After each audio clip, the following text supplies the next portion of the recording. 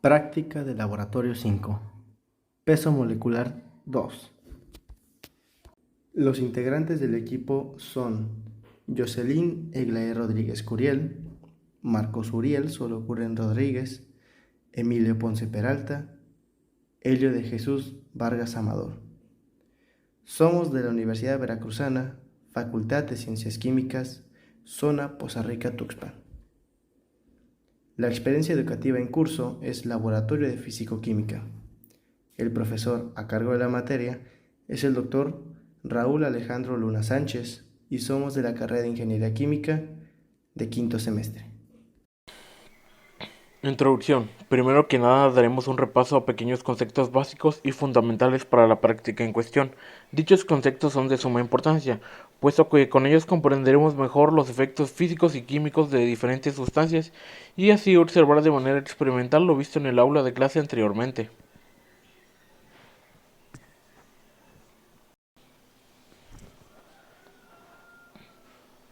Sustancia. Una sustancia es materia homogénea de composición fija que posee propiedades específicas que la diferencian de otras. ¿Qué es el peso molecular?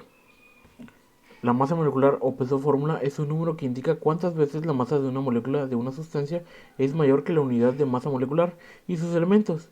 Se calcula sumando todas las masas atómicas de dicho elemento. Método de disminución del punto de congelación. La disminución del punto de congelación es la reducción del punto de congelación de un solvente debido a la adición de un soluto. De hecho, a medida que el punto de ebullición de un solvente aumenta, su punto de congelación disminuye. Un ejemplo de esto sería la adición de sal a una cera congelada. Materiales y/o equipo. Vaso de precipitado de 500 mililitros. Pinzas para tubo de ensayo, agitador de vidrio, benceno, termómetro de mercurio, hielo, gafas de seguridad y cubrebocas. Metodología. Antes de la práctica. Se dividió la carga de los materiales y los costos entre los integrantes del equipo. Cada uno se comprometió a traer una parte de los materiales necesarios para realizar la práctica. Nos colocamos el equipo de seguridad básico, entramos al laboratorio y nos anotamos en la lista. Colocamos nuestras mochilas en las repisas correspondientes y pusimos nuestras franelas y materiales en el área de trabajo. Después, rellenamos y entregamos nuestro vale de laboratorio para pedir los materiales a utilizar. Revisamos que el material estuviera en correcto estado y procedimos a llevarlo a nuestra zona de trabajo, cuidando que el instrumental de vidrio reposara sobre la franela para así evitar rodamientos, deslizamientos, entre otros accidentes. Durante la práctica, lo primero que hicimos fue colocarnos las gafas y cubrebocas, en especial las personas que iban a manipular el benceno. Lo que se hizo fue colocar 3 mililitros de benceno en el tubo para así pipetearlo. Ahora sumergimos el tubo de ensayo en el vaso de precipitado con hielo y tomamos su temperatura con el termómetro y tenemos que llevar un registro de temperatura contra el tiempo. Tenemos que estar agitando en el hielo constantemente, ya que a cierta temperatura el benceno comenzaría a formar cristales. Ahora, cuando el benceno tenga una temperatura constante, se retira del hielo y se debe pesar en la balanza analítica. Como el tubo de ensayo no se podía mantener, se puede vaciar el benceno en un frasco con rosca. Finalmente, en la balanza analítica se pesa 1 gramo de difenilo y se disuelve con el benceno. Y se repite el procedimiento. Esto para determinar el punto de congelación del benceno puro y el benceno combinado con difenilo. Y como se realizó anteriormente, se toman anotaciones de temperatura contratiempo. Resultados. En nuestra primera tabla de benceno puro, en donde era número de medición contra temperatura en grados Celsius, no notábamos cambios o aparición de cristales, iniciando por los 23 grados centígrados, hasta que llegamos a los 7 grados centígrados en la quinta medición, en donde se observaban en el fondo pequeños cristales. Cuando llegamos a los 6 grados centígrados se notaban más. A los 5.5 ya estaba casi toda la pared cristalizada y hasta los 3.5 estaba completamente cristalizado. En nuestra segunda tabla de benceno más naftaleno no notábamos la presencia de cristales, aún cuando ya íbamos a los 5 grados, a los 3 y a 1 grado. Nuestro punto máximo de congelación fue de 0.8 grados centígrados y aún así no se observaba alguna congelación. ¿Esto qué significaba? Pues no pudimos calcular el descenso exacto, ya que nuestro sistema solo llegó a 1 grado centígrado y no bajó más, debido a que se trató de refrigerar con hielo. Posteriormente realizamos una gráfica del benceno puro, en el cual observamos cómo cuando llega a su punto de 3.5 grados centígrados, llega a su punto de casi congelamiento. En el caso de la segunda gráfica de benceno con naftaleno, no es así, nunca llega a su punto de congelación.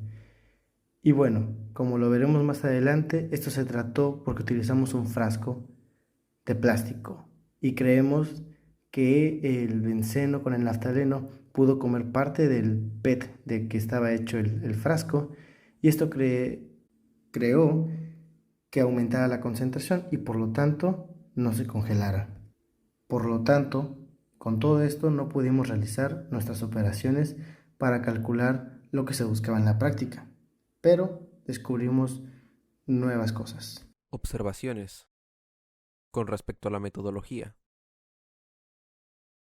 Lo primero que observamos durante la etapa de enfriamiento del benceno es que es complicado medir la temperatura exacta del punto de congelación, ya que no todas las partes del benceno están a la misma temperatura a menos que se esté moviendo constantemente, lo cual resulta complicado en un tubo de ensayo por el reducido espacio que hay para revolver un agitador, por ejemplo.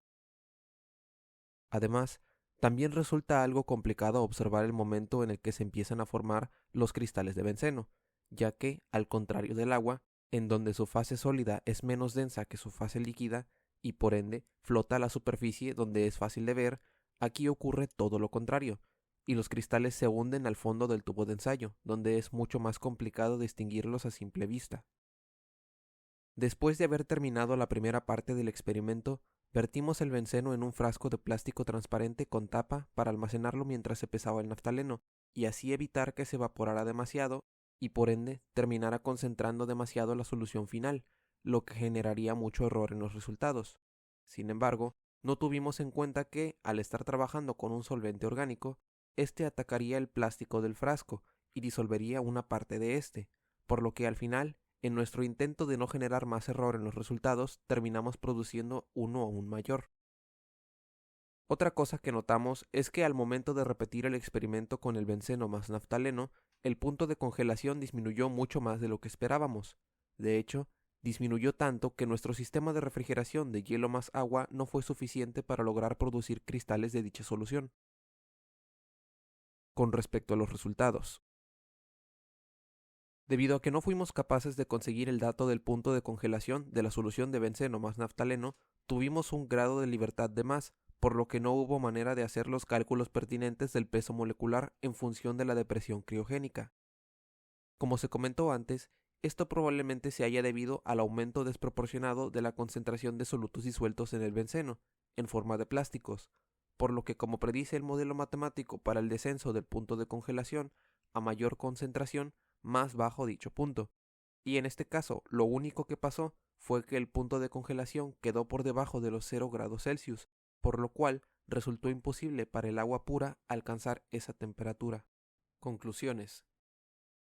En conclusión, vimos que por más simple que pueda sonar una tarea como la de medir la temperatura del punto de congelación de una sustancia, hay muchas formas en las que se pueden generar errores en la medición, como la que se comentó en la que para homogeneizar las temperaturas y obtener una medición precisa, la sustancia debe estar constantemente bajo agitación. Así, Quizás una mejor manera para poder realizar este proceso sea aumentar ligeramente la escala y utilizar un recipiente más ancho, para que así sea más fácil agitar ya sea manualmente o con un dispositivo electrónico. Además de que idealmente se debería de realizar el proceso varias veces y así obtener un promedio que se acerque lo más posible al valor real. También aprendimos la importancia de usar el material del recipiente de contención apropiado y evitar emparejar los recipientes plásticos con los solventes orgánicos, por los motivos que ya se comentaron. Al final de todo, a pesar de que no llegamos a la parte del cálculo del peso molecular, sí pudimos confirmar que en efecto las soluciones tienen puntos de congelación más bajos que las sustancias puras, y entre mayor sea esta concentración, mayor es el descenso, por lo que la teoría que aprendimos en clase acerca de las propiedades coligativas se satisface. Cuestionario. Si el benceno se hubiera evaporado considerablemente durante el experimento, el resultado será incorrecto. ¿Sería muy alto o muy bajo? ¿Por qué? El resultado sería muy bajo, debido a que la concentración del soluto en el solvente sería baja, ya que si fuera lo contrario, la presión de vapor disminuiría y no se daría la evaporación.